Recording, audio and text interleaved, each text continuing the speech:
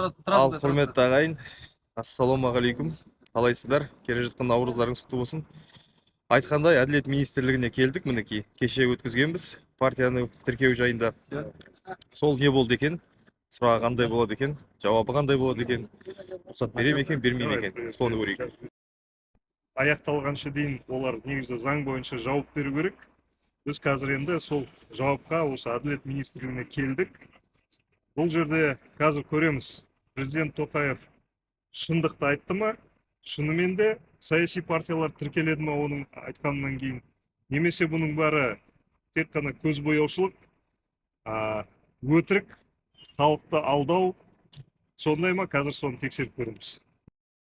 Мінеки келдік кешегі жерімізге. Бұл жерде қазір бізге қағаз алып шығу керек. Қағазында не болады екен, жауабы қандай болады екен. Елде батырлар шыңғырып жылап жатыр. Қаңтар оқиғасына қатысқандар. Ал мына жерде естіп жатырмыз, Әділет министрлігі керемет деп тұрып, наурыз мейрамын тойлап жатыр екен ағайын. Ал мінекей. Сразу можно вскрытие. Ага. Можно ручку или Ayşe rучка var mı?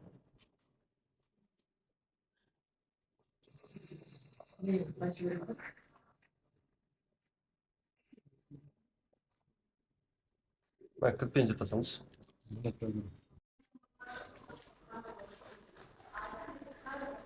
Қазір жауап көреміз.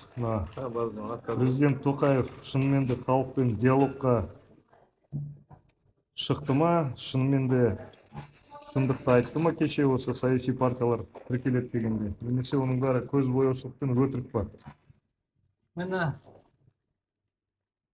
сіздер көріп отқандай бізге растамасын бермеді, қайтарып жатыр. Міне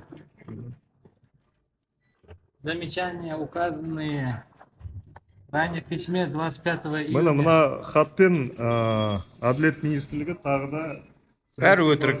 тіркеуден бас тартып отыр. Бұл жаңа Қазақстан емес, бұл жалған Қазақстан. Бәрі өтірік, ешқандай өзгеріс болмайды. Иә.